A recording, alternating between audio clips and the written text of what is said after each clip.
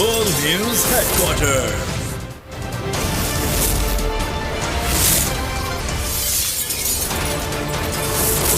Full News Headquarters. अस्सलाम वालेकुम। बोल न्यूज़ हेडक्वार्टर्स के साथ मैं हूं अफशीन कुरैशी। मैं हूं आपके साथ रमशा साजिद। हेडलाइंस आपने जानी, टॉप स्टोरीज में आज आप जान सकेंगे।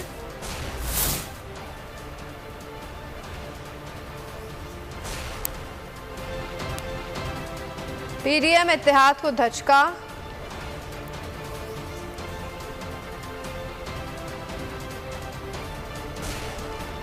लाहौर पुलिस चीफ तब्दील,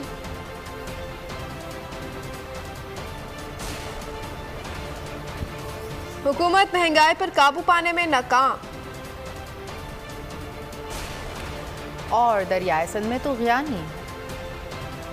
और सबसे पहले आप बताएंगे कि पंजाब असम्बली का मार्का, तहरीक इंसाफ ने स्पीकर पंजाब असम्बली की अहम तरीन सीट जीती है। सप्तान खान 185 वोट लेकर स्पीकर बन गए हैं। नून लीग के सैफ खोकर को सिर्फ 175 वोट मिले, 4 वोट मुस्तरद हुए। इंतखाबी अमल के दौरान लीगी अरकान ने बैलेट पेपर छीन लिए, 2 दफा वोटिंग का अमल रोकना पड़ा। सप्तान खान ने बतौर स्पीकर पंजाब असम्बली हल्फ उठा लिया। खाइबान ने एतमाद का इज़हार किया है, सबको साथ लेकर चलूंगा। तहरीक इंसाफ की एक के बाद एक फतह, कप्तान ने मुखालिफिन को चारों शाह निश्चित कर दिया। पंजाब असम्बली की स्पीकरशिप एक बार फिर तहरीक इंसाफ के नाम सप्तान खान स्पीकर पंजाब असम्बली मुंतखब हो गए। सप्तान खान ने 185 वोट, जबकि नून लीग के उम्मीदवार सैफुल मलूक खोकर ने 175 वोट लिए, 4 वोट मुस्तरद हुए।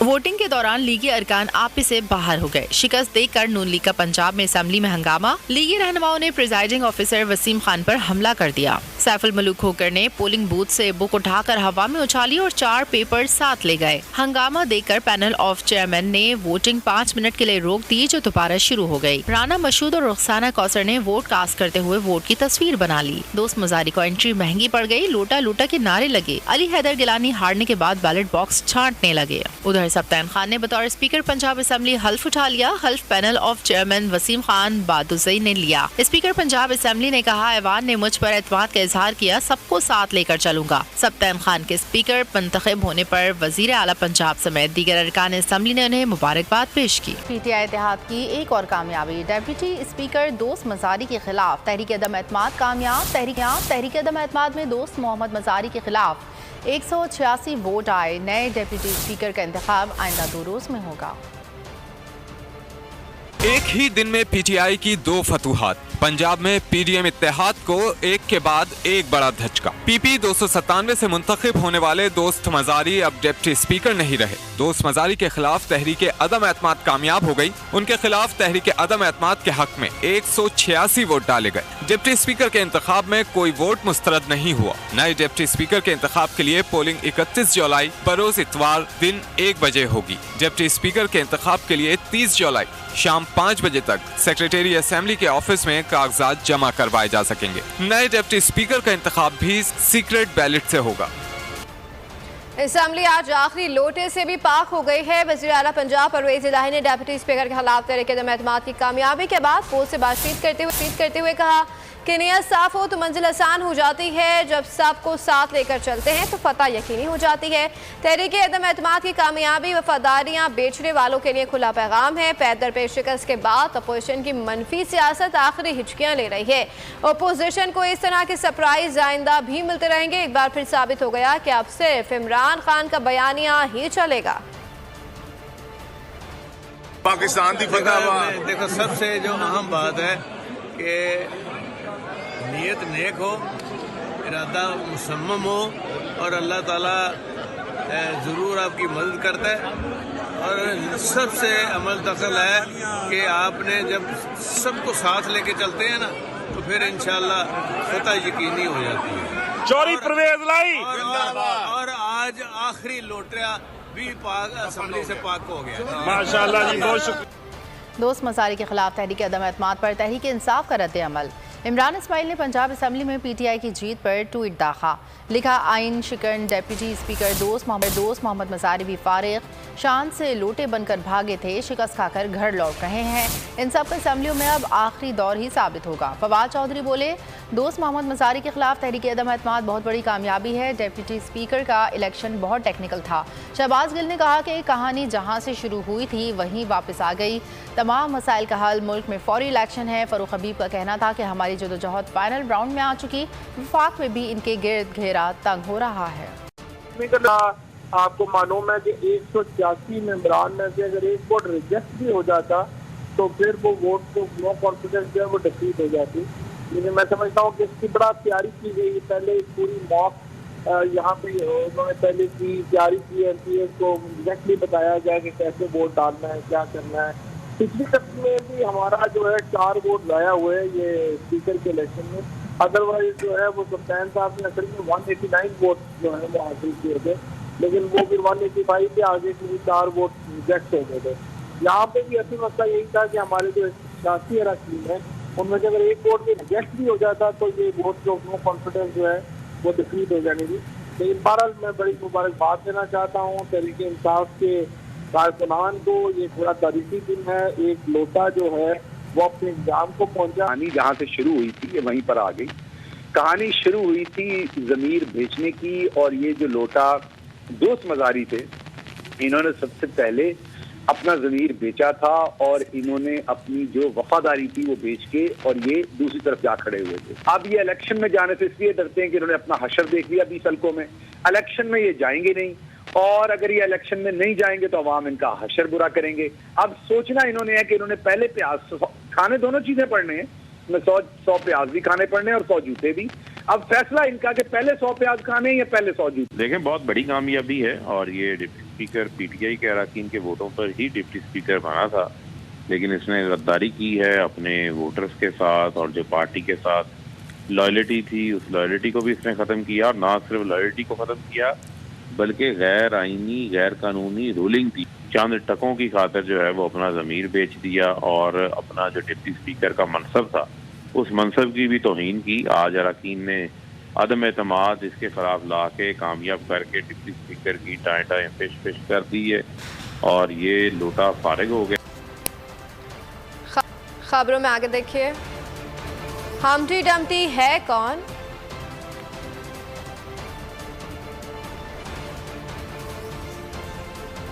और सियासी अदम इस्तेहकाम कैसे खत्म होगा? नून लीग के अता ताड़ का स्पीकर के इलेक्शन के दौरान 4 बैलेट पेपर गायब होने का वावेला। मीडिया से गुफ्तगू में नाकामी छुपाने के लिए वजीर आला परवेज इलाही पर धांधली का इल्जाम धर दिया। फैयाजुल हसन चौहान का जवाबी वार का अपोजिशन इलेक्शन हार गई। पूरे ऐवान ने देखा कि बैलेट पेपर किसने फाड़े। इलेक्शन बड़ा पुरअमन जा रहा था। हमारे एक रुकन ने ये बात उठाई कि वो जब वोट डालने गए तो जो पीटीआई के अरकान और काफ लीग के अरकान को बैलेट पेपर जारी किए जा रहे थे, उस बूथ से उन्होंने बैलेट पेपर जारी करवाया। तो देखा कि बैलेट पेपर के ऊपर भी नंबर दर्ज और काउंटर फॉइल पे भी नंबर दर्ज। तो ये इलेक्शन आईनी तौर पे गलतम है। उनके मेंबरान को कुकड़ी माफिया का सरगना बैठ के अपने दफ्तर से उस चैम्बर से बैठ के इंस्ट्रक्शन दे रहा था, लेकिन हमारे में से किसी मेंबर ने, और जो आपका सार्जेंट ऑफ लॉ आपका पूरी फोर्स है, उनमें से किसी ने एक उंगली तक भी इनके मेंबर को नहीं लगाई। सुप्रीम कोर्ट की रूलिंग्स, हाई कोर्ट की रूलिंग्स और आईने पाकिस्तान के तहत खुफिया राय शुमारी के तहत होने वाले इलेक्शन में वोटर की शनाख्त के लिए लगाए गए सीरियल नंबर जो बैलेट पेपर पर और काउंटर फॉइल पर मौजूद हैं, ये गैर आईनी फेल है, धांधली का एक मंसूबा है। बैलेट पेपर की कॉपी किसने छीनी, किसने उछाल के जो है वो अपने कैंप की तरफ और अपनी गैदरिंग की तरफ और अपने बेंचों की तरफ फेंकी? किस फिर मेंबर खातून ने नून लीग की किस अंदाज से जो है उस कॉपी को काबू करके छुपाया? अब इस माहौल में इलेक्शन किस तरह मुमकिन है? ये कानूनी और आईनी तौर पे इलेक्शन चल नहीं सकेगा। ये जो भी कानूनी चाराजोई करनी हुई करेंगे। छोटू तारड़ ग्रेड 16 के मुलाजम जिसने पिछले 5 साल टर्नओवर में अपने दादा अबू की, अल्लाह पाक उन्हें जन्नतुल फिरदौस में जगह दे, लेकिन जो उनकी आला और अरफा करप्शन, बदयांती, रिश्वत, ब्राइबरी, खरीदो फरोख्त, जजों की खरीदो फरोख्त की जो कुर्बानियाँ थी, जो सलाहियतें थी, उसके रिवार्ड में जो ग्रेड 16 इसको शहबाज शरीफ ने अपने असेंबली सेक्रेटरिएट में दिए रखा और उसके बाद अब पिछले 3.5 साल से अपना जाती मुलाजिम और पकड़ बना के रखा। आज रात अगर कोर्टों को खोलने की सदा करनी पड़ी तो अगर उनके लिए कोर्ट खुल सकती है तो हमारे साथ जाती हुई हमारे लिए भी कोर्ट खुल सकती है। वाज़ेह शिकस्त इनको नजर आ रही है। इंशाअल्लाह सब्तान खान साहब भारी अक्सरियत से आज का इलेक्शन जीतेंगे। पंजाब में तहरीक इंसाफ हुकूमत के अहम फैसले। 25 मई को PTI लॉन्ग मार्च के दौरान शुरा पर तशद्दुद और मुकदमात का मामला। तहरीक इंसाफ ने मुजरमाना कार्रवाइयों में मुलविस एहलकारों के खिलाफ कानूनी कार्रवाई का फैसला कर लिया।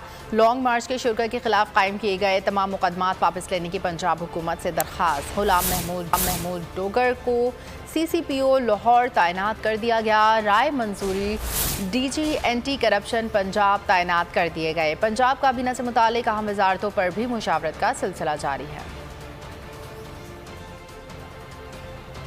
पंजाब में वज़ीर आला के बाद काबीना की तश्कील का मरहला। PTI और काफ लीग ने वज़रा की लिस्ट तैयार कर ली है। वज़ीर आला पंजाब चौधरी परवेज़ इलाही ने काबीना की तश्कील पर गौर शुरू कर दिया। फवाद चौधरी को वज़ारत इत्तलात में मिलने का इम्कान है। वज़ीर दाखिला के लिए उमर सरफराज चीमा के नाम पर गौर किया जा रहा है। राजा बशारत को वज़ारत कानून का कलमदान मिल सकता है। हाशिम जवाब बख्त को खजाने की चाबी मिलने का इम्कान है। हतमी फैसला चेयरमैन तहरीक इंसाफ के साथ मुशावरत के बाद किया जाएगा। पंजाब में इक़्तिदार की तब्दीली और इंतखाबी दंगल के बाद इन दोनों हमटी डमटी की बड़ी धूम है। लेकिन ये हमटी डमटी है कौन? लोग इसके बारे में क्या बात कर रहे हैं? अवाम क्या कह रहे हैं? कौन है हमटी डमटी? आपको भी सुनवाते हैं।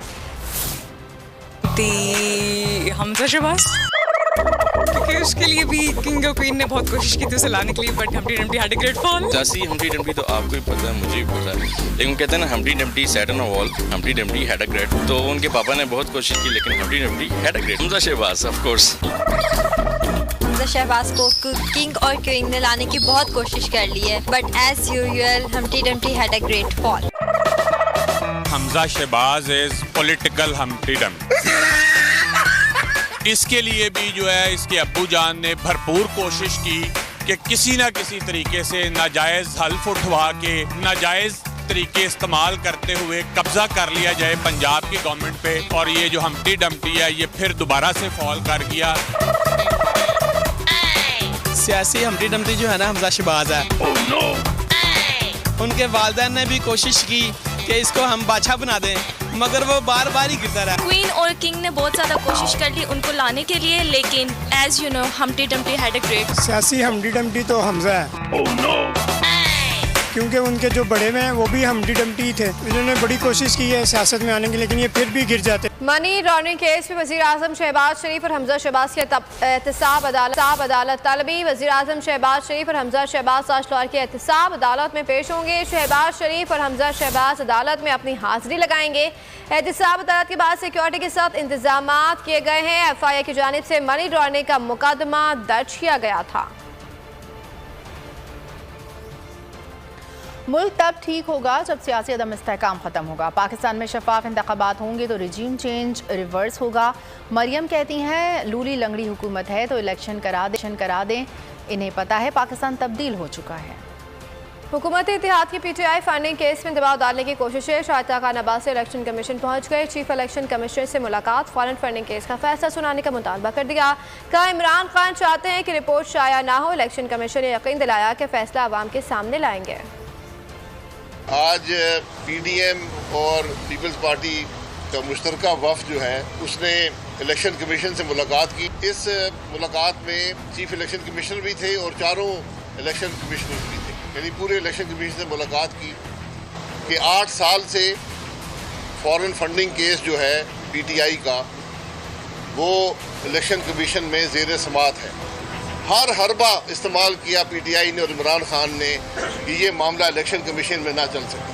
माजी में इस पर काम में मुख्तलिफ रुकावटें आई हैं। हमारी जिम्मेदारी अपनी समझते हैं और हम ये फैसला करके अवाम के सामने रख देंगे। ये हमारी आईनी जिम्मेदारी है। मैं गुजारिश करता हूँ वज़ीर आज़म पाकिस्तान से, मियाँ शहबाज शरीफ साहब, फौरी तौर पर इन तमाम चीज़ों को मिलाकर एक हाई लेवल JIT बनाई जाए। JIT इंक्वायरी करे और जल्द अज जल्द उसको टाइम फ्रेम दिया जाए कि वो JIT फौरी तौर पर अपनी रिपोर्ट पेश करे। सिंध असेंबली में फॉरेन फंडिंग केस का फैसला फौरी तौर पर सुनाने की करारदाद मुतफ़िका तौर पर मंजूर। ओपोजिशन लीडर का माइक बंद करने पर पीटीआई अरकान सरापा एहतजाज। स्पीकर रोस्ट्रम का घेराव कर लिया। नारेबाजी करते ऐवान